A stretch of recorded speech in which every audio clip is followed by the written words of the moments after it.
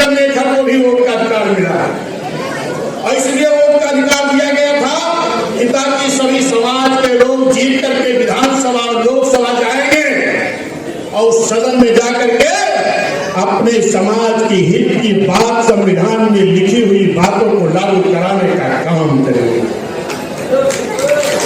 इसलिए मेरे साथियों, इस देश का दुर्भाग्य है कि गड़बिया बघेल समाज का व्यक्ति लगभग 1952 में वोट पड़ना शुरू हुआ और 1984 तक राजनीतिक भागीदारी हमारी जीरो थी।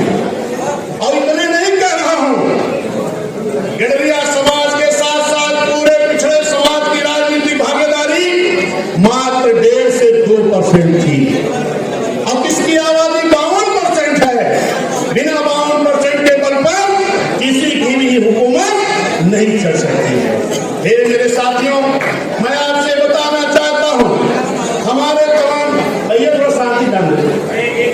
तमाम हमारे नौजवान साथी कहते हैं कि शायद हमें भागीदारी इसलिए नहीं मिल पाई कि हम राजनीति में कमजोर थे। अभी हमारे जिला पंचायत साहब सुबह मिले थे, इनके नाम के आगे पदवी प्रधान लिखा है। इन्होंने कहा हम प्रधान तब तक लगाएंगे जब तक विधायक नहीं बन जाएंगे। बहुत बहुत धन्यवाद देता हूं, अपनी तमन्ना ऊंची रखो, निश्चित है पूरी। मैं साथियों आपसे बताना चाहता हूं अपने नौजवानों को कि गड़बिया समाज राजनीति में कमजोर नहीं था। पहली बार वोट पड़ना शुरू हुआ 1952 में और 1952 में ही गड़बिया समाज का बेटा बंशीधर धनगर पहली बार में ही विधायक जीत करके सदन में जाने का काम किया और 57 में इसी गड़बिया समाज का बेटा बंशीधर धनगर पार्लियामेंट में भी जाने का काम किया था। मेरे गड़बिया समाज के लोग, अगर हम कमजोर होते तो मेरा भाई बंशीधर धनगर निर्दल विधायक और लोकसभा के सदन में नहीं पहुंचा। कारण क्या रहा कि जो हम पीछे रहे हैं, इस पे हमें चिंतन करने की जरूरत है। कारण ये रहा है कि जब राजनीतिक दल डेवलप हो गए तो हमारे समाज के लोगों को राजनीति से दूर रखा गया। मेरे साथियों, राजनीति से भी दूर रखा गया, हमें आरक्षण से भी दूर रखा गया।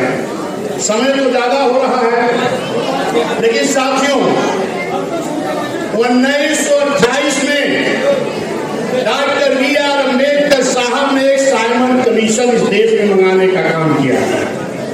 अब वो साइमन कमीशन मंगाया क्यों गया था? क्योंकि बाबा साहब ने कहा था कि इस देश में दोहरी गुलामी है। एक गुलामी है अंग्रेजों की और दोहरी गुलामी है बड़े बड़े राजे रजवाड़ों की। अंग्रेजों की गुलामी तो इस देश के सभी लोग करते थे, लेकिन राजे रजवाड़ों की गुलामी कौन करता था? जो आर्थिक रूप से, सामाजिक रूप से, शैक्षिक रूप से हर तरह से पिछड़ा था और उस पिछड़े में हम भी आते थे।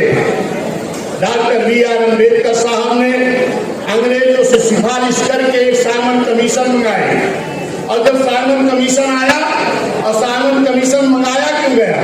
साइमन कमीशन इसलिए मंगाया गया कि जो इस देश में आर्थिक रूप से, सामाजिक रूप से, शैक्षिक रूप से पिछड़े हैं, इनका सर्वे करके इनको आरक्षण दे दिया जाए ताकि पिछड़े लोग भी अगड़े की बराबरी कर सकें। लेकिन ये मेरे साथियों, जब इस देश में साइमन कमीशन आया तो जो अगड़े समाज के कुछ लोग थे, जो पिछड़ों को आरक्षण नहीं देना चाहते थे, वो लोग नारा लगाते थे, Simon commission go back, Simon commission वापस जाओ। लेकिन धन्य डॉक्टर बी.आर. अम्बेडकर साहब, उन्होंने बड़ा प्रयास करके उस साइमन कमीशन को लाए और गांव-गांव सर्वे कराना शुरू किए। और जब सर्वे करने बाबा साहब जाते थे, तो कमेटी के लोग जाते थे, तो बाबा साहब भी जाते थे, क्योंकि बाबा साहब उस कमेटी के सदस्य थे। बाबा साहब जैसे उस गांव से निकल करके आते थे, वैसे जो आपको आरक्षण नहीं देना चाहते थे, वो भी उस गांव में पहुंच जाते थे और कहते थे कि बाबा साहब आए थे क्या? कहीं आए तो थे, सूची में नाम दर्ज करा देना ताकि आपको आरक्षण मिल जाए। उन लोगों ने कहा कि अगर बाबा साहब की बात को मान गए, सूची में नाम दर्ज करा दिए तो आप एससी हो जाओगे, आप एसटी हो जाओगे, आप छोटी जाति में हो जाओगे। ये मेरे साथियों, जितने लोगों ने उसको बाबा साहब की बात को माना उनका नाम सूची में दर्ज हो गया। समतल एरिया के लोग सूची में नाम दर्ज कराए तो अनुसूचित जाति में हो गए। पहाड़ी क्षेत्रों के लोग नाम दर्ज कराए तो अनुसूचित जनजाति में हो गए। और जो नाम नहीं दर्ज कराए वो क्या रह गए? सर्वे किसका हो रहा था? जरा ध्यान दीजिए। सर्वे हो रहा था जो आर्थिक, सामाजिक, शैक्षिक, राजनीतिक हर तरह से पिछड़े थे, उनका सर्वे हो रहा था, किसी जाति का नहीं हो रहा था। और जिन लोगों ने उस सूची में नाम दर्ज कराया वो अनुसूचित जाति हो गए, अनुसूचित जनजाति हो गए। और जो बाबा साहब की बात को नहीं माने, अपने दुश्मनों की बात को माने, वो पिछड़े के पिछड़े रह गए। वही पिछड़े हम भी, वही पिछड़े हम भी हैं। आज लड़ाई लड़ी जा रही हमारी क्या कि हम एससी वाली सूची में भी हैं, हम ओबीसी वाली सूची में भी हैं। तो जरा गौर करिएगा, जिन लोगों ने बाबा साहब की बात को मान लिया वो एससी सूची में हो गए, और जो बाबा साहब की बात को नहीं माने वो पिछड़ी की सूची में रह गए। वो किसी जाति का सर्वे नहीं हो रहा था, वो पूरे पिछड़े का सर्वे हो रहा था। मेरे सम्मानित